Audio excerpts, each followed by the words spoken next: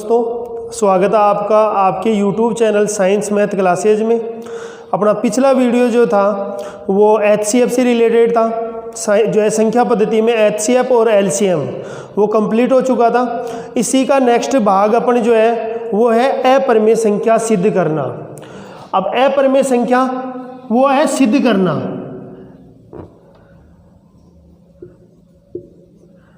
अपरिमेय जो संख्याएं हैं उनको अपन सिद्ध करेंगे। पता तो है कि ये अपरिमेय है, लेकिन जो है सिद्ध करके देखेंगे कि वो अपरिमेय है। अब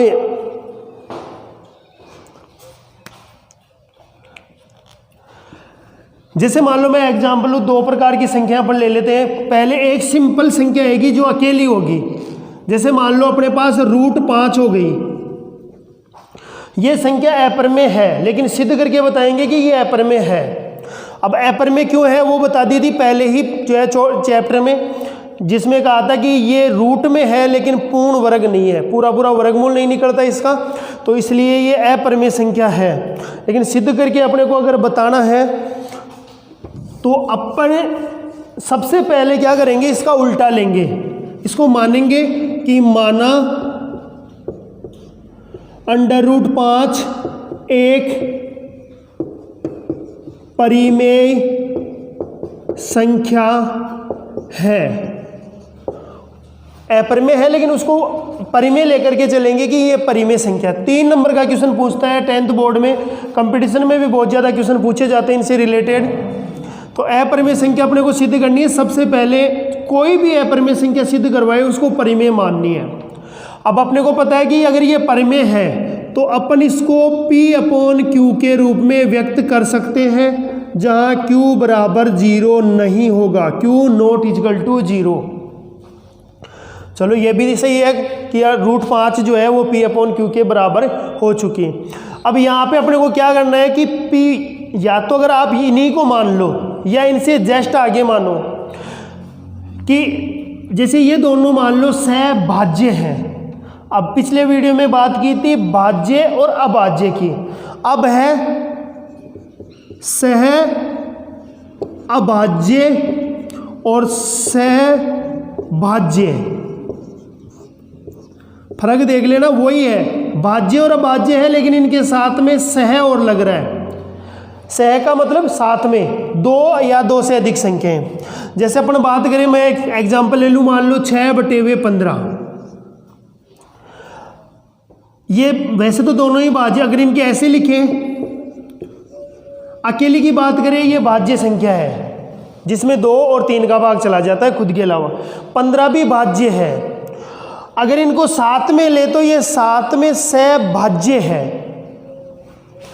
अगर मैं इसके अलावा अगर अपन बात करें कि जैसे मैं ले लेता साहब 4 और 15, यहाँ पे देखना 4 और 15 ये अलग से भाज्य है। खुद अगर 4 की बात करें केवल तो भाज्य है, 15 की बात करें तो भी भाज्य है। लेकिन अगर मैं दोनों की साथ में बात करूं तो ये भाज्य नहीं है। साथ में का मतलब है कि ये दोनों, इन दोनों में किसी एक संख्या का भाग जाता है क्या, तो इनमें नहीं जाता, इसमें केवल 2 का जाता है और ये 3 या 5 से विभाजित है, तो ये सहभाज्य नहीं है। ये कौन सी हुई, सह अभाज्य।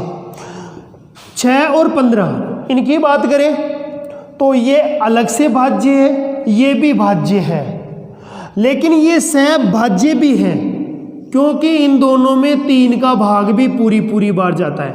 3 का भाग 6 में भी चला जाएगा और 3 का भाग 15 में भी जाएगा, तो अपन इनको कहेंगे सहभाज्य और ये होगी सह अभाज्य।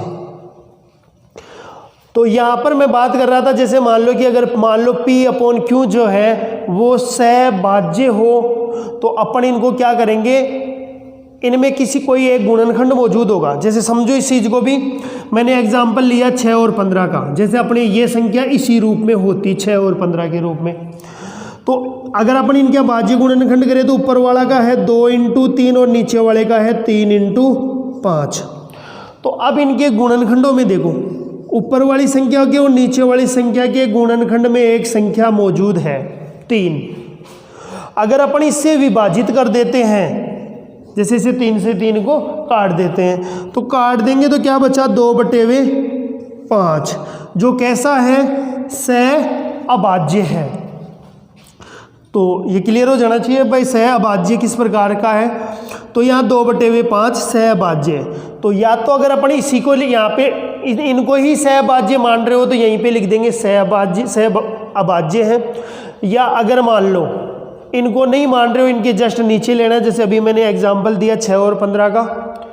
तो इनमें आपको यहाँ से यहाँ तक जाने में समझ में आ गया कि इन संख्याओं में दोनों में एक के अलावा कोई अन्य गुणनखंड मौजूद था जिससे विभाजित करने पर नई संख्याएं प्राप्त हुई जो किस प्रकार की है, सह अभाज्य है। तो यहाँ पर जो है अपन इनको विभाजित कर देंगे, नीचे लाइन डाल देना आप कि P व Q को विभाजित करने पर, या नहीं समझ जाता अगला एग्जामिनर भी, ये √5 ऐसे कैसे, और इनको ये मान लो सहभाज्य थी जिनमें जो कोई गुणनखंड मौजूद था कोई भी XYZ, उससे अगर इनको विभाजित कर देंगे तो इनकी जगह आ जाएगा A/B, जहाँ पर भी शर्त वही होगी B ≠ 0। लेकिन A और B, A व B कैसे हैं, सह अभाज्य। A व B जो दोनों हैं वो सह अभाज्य संख्याएं हैं। अब यहाँ पे अपन नेक्स्ट बात करें तो अपने पास एक समीकरण तैयार है, ये √5 = A/B। यहाँ पे 5 के ऊपर रूट का चिन्ह लग रहा है, तो रूट का चिन्ह लग रहा है, इसको हटाना है। हटाने के लिए अपन क्या करेंगे, वर्ग करेंगे, दोनों पक्षों का वर्ग। आप हिंदी में कहो तो वर्ग कह सकते हो, अंग्रेजी में कहे तो स्क्वायर कह दो, या जैसे मैथ में घात 2 लगा देंगे स्क्वायर जिसको। तो यहाँ पे √5 का वर्ग करेंगे तो वो केवल 5 होगा, और A का वर्ग A² और B का वर्ग B²। इसको समीकरण 1 दे दो, या नीचे अभी बाद में दे देंगे, कोई दिक्कत नहीं हो। अब इनको वज्र गुणा कर लो, या मैं ये बताऊं कि अभी जैसे मान लो ये दोनों अपोन में, अपने को इसको सिद्ध करने के लिए क्या करना पड़ेगा कि जो अपनी संख्या है वो A अथवा B के नीचे जानी चाहिए, विभाजित करनी चाहिए, मतलब भाग जाना चाहिए उनका। तो यहाँ पर दोनों तरीके हैं, या तो आप इनको वज्र गुणा कर लो, क्रॉस मल्टीप्लाई, और या अपन ये कह सकते हैं कि ये क्या कर लेंगे, तिरछे स्थान चेंज कर लेते हैं। अपन इसको इसकी जगह पहुँचा देंगे, इसको इसकी जगह पहुँचा देंगे। वज्र गुणा करके भी दिखाऊंगा कैसे होता है। तो अपने B² यहाँ चला जाएगा, इस एक का कोई महत्व नहीं अगर वज्र गुणा नहीं कर रहे तो, और ये आ जाएगा A²/5। ये आया कैसे वो देखो, इधर से इसके नीचे 1 मानेंगे, ऐसे वज्र गुणा करेंगे तो ये 5 जो होगा B² से गुणा होगा तो 5B², और A² को 1 से करेंगे तो A²। अगर अपने को B² का मान निकालना तो 5 का भाग दे देंगे तो ये आ जाएगा B² = A²/5। यही कंडीशन मैंने यहाँ पर लिखी है, तो ये आ गया B² बराबर जो है A²/5। इसको आप चाहे तो समीकरण 1 दे दो। अब यहाँ पे एक प्रमेय आती है अपने पास कि अगर मान लो किसी संख्या का वर्ग, कोई भी संख्या XYZ, किसी भी संख्या का अगर वर्ग किसी संख्या से विभाजित है तो वो खुद भी विभाजित होगी। जैसे मान लो मैं ये कह दूँ, एक संख्या ले लूँ कोई सी भी, जैसे मान लो 8 ही ले लूँ साहब। अगर मान लो इस 8 का स्क्वायर, तो 8 का स्क्वायर कितना होगा, 64। अगर ये किसी संख्या से विभाजित है, मुख्यतः मतलब इससे छोटी होगी वो कोई, तो जैसे मान लो इससे अगर 8 से बड़ी है तो फिर तो वहाँ से विभाजित होगा। तो अगर किसी संख्या का स्क्वायर, जैसे मान लो अभी ये किससे विभाजित होगा वैसे, जैसे मान लो 4 से विभाजित हो रहा है या 2 से विभाजित हो रहा है, तो इनका भाग जो है इस संख्या में भी जाएगा। अगर 4 का भाग 8 के स्क्वायर में जा रहा है तो 4 का भाग 8 में भी जाएगा। तो यहाँ पर ही उस प्रमेय के अनुरूप जो है अपन ये कह सकते हैं कि अगर A² 5 से विभाजित है तो AB 5 से विभाजित होगा। आपको हिंदी की लाइन डालनी है पूरी यहाँ पे। यहाँ पे लिखना है कि ए स्क्वायर यदि 5 से विभाजित है तो ए भी 5 से विभाजित होगा। अब ए का काम खत्म हो गया, अपने पास ए का पता चल गया कि 1 के अंदर 5 का भाग जाता है। नेक्स्ट अपने पास चलेगा, अपने को बी को और सत्यापन करना है। तो अपन क्या करेंगे, जब ए का काम खत्म हो गया तो एक की जगह कोई नई चीज़ मान लेंगे कि जैसे माना a बराबर 5c। मैं बहुत सारे एग्जाम्पल करके दिखाऊंगा इसी में। मतलब अपने जिस संख्या का काम खत्म हो गया, अगर मैं यहाँ पे p अपॉन क्यू रखता और यहाँ पे पता चलता कि p 5 से विभाजित है तो मैं p के बराबर और कुछ मान लेता, जैसे मान लो 5r या 5s। लेकिन अभी क्या है, अपने पास a विभाजित हो रहा है तो अपन मान लेंगे a बराबर 5c। ये 5 कहाँ से आया, जो संख्या अपन सिद्ध कर रहे हैं वही संख्या यहाँ पर लेनी है। तो a बराबर आ गया 5c और इस मान को अपने को रखना है समीकरण 1 में। तो 1 में रख देंगे, अपने पास ये आ जाएगा b स्क्वायर। ऐसे कैसे आ जाएगा, एक की जगह अपने पास मान रख देंगे 5c का होल स्क्वायर और बटे हुए 5। b स्क्वायर ऐसे कैसे बराबर 5 का स्क्वायर 25, c का c स्क्वायर बटे हुए 5। हल कर लो, 5 एकम 5 पचम 25। कंडीशन आ गई b स्क्वायर बराबर 5c स्क्वायर। यहाँ से मैंने कहा था, यहीं पर कहा था कि अपने को ये जो संख्या है उसको किसके बटे में चाहिए, a और b के। यहाँ पर समीकरण 1 में अपने पास b के नीचे आ चुकी थी, अब अपने क्या करेंगे, सॉरी a के नीचे आ चुकी थी, अब b के नीचे ले जानी है। तो इसका मतलब c स्क्वायर का मान ज्ञात करना है। तो जब c स्क्वायर का मान ज्ञात करेंगे तो 5 का भाग लग जाएगा, तो ये हो जाएगा b स्क्वायर अपॉन 5। इसको अपन कह देंगे समीकरण नंबर 2। अब यहाँ से भी वही बात आ रही है ये वाली, कि अगर मान लो b स्क्वायर 5 से विभाजित है तो इसका मतलब b भी 5 से विभाजित होगी। अब देखो, एक लाइन तो ये वाली है जिसको मैं बंद कर रहा हूँ डिब्बे में, एक लाइन ये वाली है और एक लाइन ये वाली है। अगर इन तीनों लाइनों के बारे में बात करें एक साथ, तो नीचे वाली दोनों लाइनों से पता चल रहा है कि a और b में 5 का भाग जाता है, अर्थात a और b 5 से पूर्णतः विभाजित है। जबकि ऊपर बात करें कि अपन ने a और b को सहअभाज्य मान लिया था, हल कर लिया था। अर्थात कहने का मतलब है कि यहाँ पे अपने को पता था कि a और b में किसी भी संख्या, एक के अलावा किसी भी संख्या का भाग नहीं जाएगा दोनों में एक साथ। लेकिन यहाँ से पता चल रहा है कि दोनों में 5 का भाग जा रहा है। इसका मतलब जो है ये क्या चीज़ हो चुकी कि ये गलत संगत हो गया, या मान लो एक दूसरे का विरोध प्रकट कर रही हैं, विरोधाभास। मतलब अपने को विरोध का आभास हो रहा है कि ये कह रहा है कि 5 का भाग जाएगा दोनों में, जबकि ऊपर कह रहा है कि किसी एक संख्या का भाग नहीं जाएगा। तो ये दोनों में विरोध उत्पन्न हो चुका। और इस विरोधाभास का कारण क्या है, कारण यह है कि हमने इनको क्या माना था, किसको, √5 को क्या माना था, परिमेय संख्या। तो इसका मतलब ये परिमेय नहीं होगी, क्योंकि परिमेय अगर इसको मान रहे तो विरोध उत्पन्न हो रहा है। तो इसका मतलब ये परिमेय नहीं होगी, क्या होगी, अपरिमेय। तो इस प्रकार से हमने इसको √5 को क्या कर लिया, अपरिमेय संख्या सत्यापित। नीचे लिख देंगे, अतः √5 अपरिमेय संख्या होगी। यहां पर मैंने जो लाइनें बोली थी वो लिखनी है। कौन सी वाली, मैं दोबारा से बोल रहा हूं, वीडियो को दोबारा से सुन लेना चाहिए।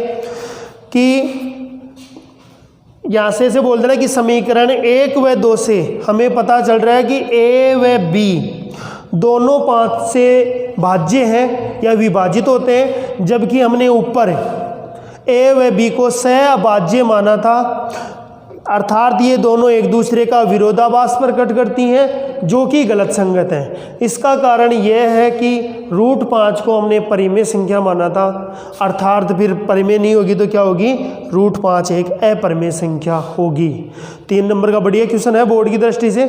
लेकिन अब देखो, ये मैंने एक फॉर्मेट समझाया है। अगर मान लो इसमें कुछ भी चेंज करना, क्वेश्चन मान लो आपको √5 का नहीं है साहब, √2 का आ जाए, आप यहाँ पर 2 लिख दो, यहाँ पर भी 2 आ जाएगा, यहाँ पर भी 2 आएगा, यहाँ पर 2, नीचे भी 2, 2 से ही विभाजन, यहाँ पर 2 से ही मान लेंगे, यहाँ पर भी ही 2, यहाँ पर भी 2। लेकिन यहाँ से नेक्स्ट लाइन में थोड़ा सा समझना है कि यहाँ पे पहले 5 का स्क्वायर 25 था, लेकिन अब 2 का स्क्वायर यहाँ पर होगा 4 और नीचे 5 का 5 सॉरी 2, पिछले क्वेश्चन में था 5, अब 2 है। 2 का भाग 4 में 2 बार, इसका मतलब यहाँ पर भी 2, 2 का भाग b स्क्वायर में दिया तो यहाँ पर 2, यहाँ पर भी 2, यहाँ पर भी 2 और ये 2। अगर किसी भी प्रकार का क्वेश्चन आता है आपको √2 सिद्ध करवाए, √3, √5, √7, √6 जो भी सिद्ध करवाए, इसी फॉर्मेट से सारे क्वेश्चन होंगे। तो अगर सिंगल संख्या पूछे, ये अपने आप में एक क्या चीज़ है, परमेय, परिमेय नहीं बोल रहा, परमेय बोल रहा हूँ, परमेय, परमेय भी है तो ये सिद्ध करवाए, या अपन इसको क्वेश्चन भी मान सकते हैं और यह अपरमेय का फॉर्मेट भी है। इसका दूसरा क्वेश्चन, अगर दूसरा प्रकार अगर अपन बात करें तो वो भी देख लो। तो अपने नेक्स्ट क्वेश्चन जैसे मान लो पहले √5 का कर लिया, √2 भी कर लिया। अब जो है अगर मान लो 2 संख्याएं साथ में आ जाए, 2 संख्याएं साथ में आने का मतलब है जैसे √5 अपने पास आ रहा है, लेकिन इसके साथ में और भी आ जाए कुछ, जैसे मान लो या तो कोई संख्या जुड़ रही हो, मैं प्लस, ये अपने आप में ये अलग क्वेश्चन हो गया, जैसे मैं इसको ऐसे लिख दूं, 2 प्लस भी कर दिया, या पीछे लिख दो आप इस संख्या में कोई भी संख्या जोड़ दो, या आप उसमें से घटा दो, या आप उसमें गुणा कर दो, या आप उसमें जैसे मान लो 2 भी लगा सकते हो, 3 भी लगा सकते हो, और कोई भी संख्या या उसके भाग दे दो, या दोनों काम कर सकते हो। जैसे मान लो मैं इसी क्वेश्चन को करूं, ये साहब गुणा भी हो गया और जुड़ भी रही है, या इसमें लगा दूं आगे तो गुणा भी हो जाएगा और घट भी रही है, इनमें भी वही बात हो गई इनका। तो ये तो लिख ही दिया मैंने, या इसमें मान लो कि इसमें नेक्स्ट संख्या जोड़ दी, इसमें भी कर सकते हो। सारे क्वेश्चन एक जैसे हैं, एक ही फॉर्मेट होगा इनका कि करना क्या है। तो इनमें करना क्या है वो देखो, इनको जब भी अपन सिद्ध करेंगे तो सिद्ध करने में क्या होगा, सबसे पहले अपरिमेय संख्या सिद्ध करना है इनको भी, तो अपन परिमेय मान लेंगे। तो जैसे मान लो मैं यही क्वेश्चन ले रहा हूँ, ये तो हो चुका अपना, तो अपन लिखेंगे माना √5 + 2 एक परिमेय संख्या है। मैंने थोड़ा सा शॉर्ट लिख रहा हूँ, माना √5 + 2 एक परिमेय संख्या है। अब परिमेय है इसका मतलब अपन इसको P/Q के रूप में भी व्यक्त कर लेंगे, वही पहले वाली बात, जहाँ पे Q ≠ 0 भी होगा। अब क्या करेंगे आगे देखो, बहुत ही छोटा क्वेश्चन है, मान लो √5 + 2 = P/Q। इस क्वेश्चन में आपको एक ही लक्ष्य होना चाहिए कि जो रूट की संख्या है वो बाएं पक्ष में रखनी है, जिसको बोल सकते हैं अपन LHS, लेफ्ट हैंड साइड। तो बाएं पक्ष में अपने को ये संख्या रखनी है, चाहे किसी भी प्रकार का क्वेश्चन आ जाए, और बाकी सबको अपने को भेजना है दाएं पक्ष में। जैसे इसी क्वेश्चन की बात करें तो इसका मतलब अपने को रखना है √5 रखना है, तो 2 का क्या करना है, पक्षांतरण करना है, तो ये हो जाएगा P/Q माइनस का हो जाएगा 2, क्योंकि इधर जुड़ रहा था तो इधर घट जाएगा। यहाँ पे मैंने क्रिया दोहराई है पक्षांतरण की, पक्षांतरण या पक्षानांतरण भी इसको अपन बोल सकते हैं। अब देखो इससे आगे √5, इसको अपन यहाँ पर ऐसे लिख सकते हैं समीकरण नंबर 1।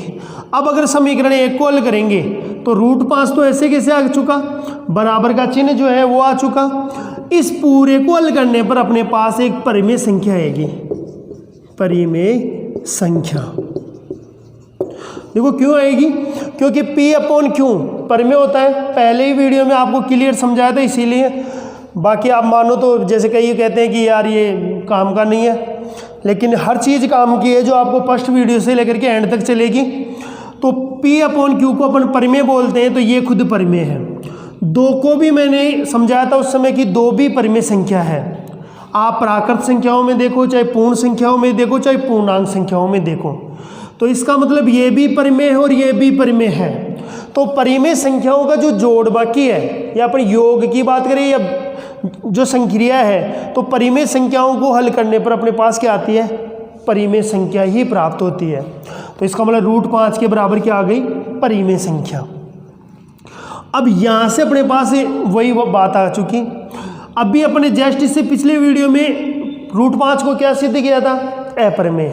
तो इसका मतलब यहाँ पे क्या हो रहा है, √5, जबकि यहाँ पे क्या बता रहा है, जब भी समीकरण 1 को हल किया अपन ने तो √5 के बराबर में एक परिमेय संख्या आ रही है। √5 परिमेय संख्या आ रही है, लेकिन हमने जस्ट अभी √5 को अपरिमेय संख्या सिद्ध किया था। इसका मतलब ये दोनों गलतियाँ हो रही हैं। और गलतियाँ किस प्रकार की, मतलब इसके नीचे लिखेंगे क्या, वो देखो, या समझ चुके ही हो कि √5 जो है परिमेय आ रहा है, जबकि होता कैसा है, अपरिमेय संख्या। तो यहाँ पे इसका कारण क्या हुआ कि ये अपरिमेय है लेकिन अपने इसमें परिमेय आ रहा है। तो इसका कारण ये है कि हमने इसको जो अपने ऊपर प्रश्न था उसको क्या माना, परिमेय। परिमेय मानने से ये गलती हो रही है। तो इसका मतलब ये परिमेय नहीं कैसा है, अपरिमेय है। अब देखो लिखना क्या है, लिखना है कि समीकरण 1 को हल करने पर हमारे पास √5 क्या आता है, परिमेय संख्या आता है, जबकि √5 तो क्या होती है, एक अपरिमेय संख्या। तो इसका मतलब ये एक दूसरे का विरोधाभास प्रकट करती हैं, जो कि गलत है। मतलब ये किसी का भी विरोध करना गलत है, प्रश्न के लिए बोल रहा हूँ। तो यहाँ पे विरोधाभास प्रकट करती हैं जो कि गलत संगत है। और इसका कारण क्या है, इसका कारण यह है कि हमने √5 + 2 को परिमेय संख्या माना था। इसका मतलब ये क्या होगी, अपरिमेय संख्या होगी। तो ये आपका इस प्रकार के। अब देखो आप इनमें कोई सा भी मान सकते हो, जैसे ये कर लिया, इसमें कोई दिक्कत नहीं। अगर यहाँ प्लस होता तो प्लस था, सेकंड क्वेश्चन में मैंने माइनस लिया है तो ये माइनस है, तो इधर आएगा तो प्लस हो जाएगा, ये हो गया। अब थर्ड देखिए या इसको देखो,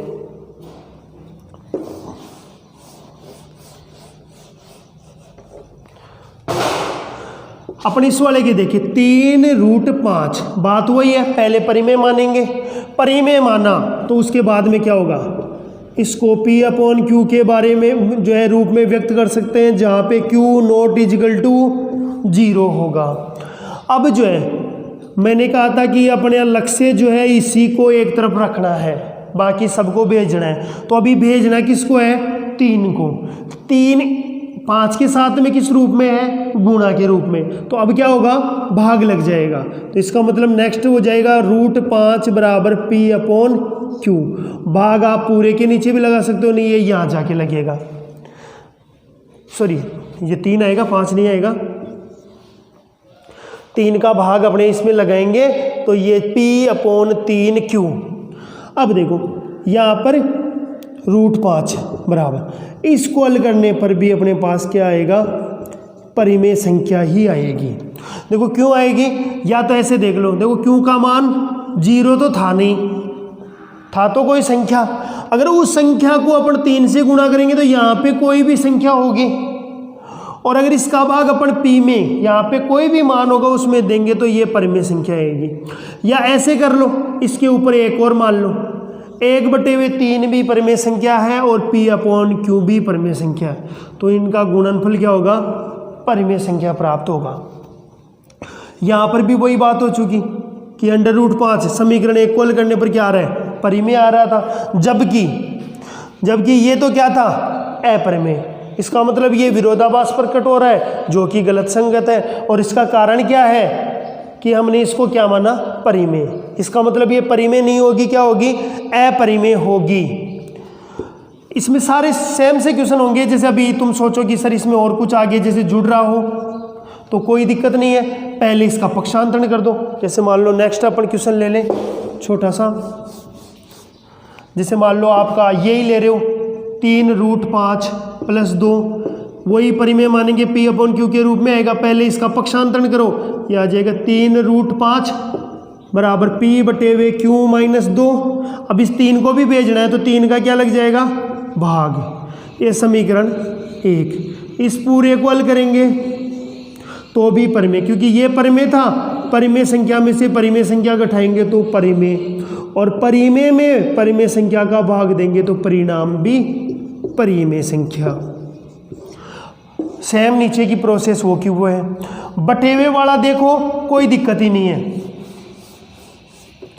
√5/3 वही परिमेय मानेंगे तो P/Q के रूप में। इसको भेजना है, ये 3 का भाग लग रहा था तो 3 इसके साथ में क्या हो जाएगा भाई, गुणा हो जाएगा यहाँ के। इसको हल करेंगे वही √5 बराबर परिमेय, नीचे का सेम। अब एक प्रकार का क्वेश्चन अलग है वो और देख लेते हैं कि अगर मान लो इन सारों के साथ में एक संख्या ऐसी आ जाए जो आपकी रूट की संख्या वो बटे में हो, तब क्या करना है। मानना तो अभी भी वही है कि माना 1/√2 को क्या मान रहे हैं, परिमेय संख्या। परिमेय मानेंगे तो P/Q के रूप में भी लिख देंगे, जहाँ पे Q0 = 0 भी हो जाएगा। यहाँ पर अपने पास एक दिक्कत, अगर तुम ऐसे कैसे सोचोगे कि अब सर मैं इस 1 को इधर भेज दूँ, तो नहीं होगा। कई क्या करते हैं, मतलब मैंने ये कहा था कि रूट की संख्या अपने पास एक तरफ होनी चाहिए, लेकिन वो भी ऊपर, बटे में नहीं। अब कई क्या करते हैं, चलो इसको ऊपर लेनी है तो ऊपर लेने का सीधा तरीका है पहले पलट दो, तो पलटेंगे तो ये हो जाएगा √2/1 और ये भी हो जाएगा Q/P। पलटेगा दोनों पक्ष से, एक का भाग इसमें देंगे, ये का ये √2 बराबर। अब इसकी अगर अपन बात करें P/Q की, तो इसको अपन Q/P हो गया। अब ये परिमेय संख्या नहीं लिख सकते, ये परिमेय संख्या नहीं है, क्योंकि अपने परिमेय तो किसको माना था, P/Q को। अपनी शर्त थी कि Q का मान 0 नहीं होना चाहिए, P का तो हो सकता है। और अगर इस समय P का मान अगर 0 आ जाए, तो आपको पहले ही वीडियो में ये बताया था कि अगर कोई संख्या बटेवे के रूप में हो और अगर हर का मान 0 हो तो वो अपरिमेय कहलाती है। तो इसका मतलब अपने ये वाला नहीं पलटना चाहिए। तो फिर क्या करें, तो फिर करना यह है कि मैथ में एक ही काम करते हैं कि अगर रूट में परिमेय जो आपका मतलब बटेवे में रूट आ रहा है उसको हटाना होता है। हटाने का मतलब हटेगा कैसे, परिमेयीकरण करेंगे। परिमेयीकरण करेंगे तो इसका जो हर में संख्या है उसी से अंश व हर को गुणा कर देंगे, और ये संख्या ऐसे कैसे। अब हल करेंगे तो √2 को 1 से किया तो √2, और √2 को √2 से गुणा किया तो 2 बराबर P/Q। अब ये क्वेश्चन इस टाइप का हो गया, यहाँ पर नीचे 2 आ रही है तो अपन इसको क्या करना है, गुणा हो जाएगा, सीधी सी बात है। तो नेक्स्ट स्टेप में आ जाएगा √2 बराबर 2P/Q। अब ये परिमेय थी, ये भी परिमेय है, तो इसका रिजल्ट भी परिमेय संख्या आ जाएगा।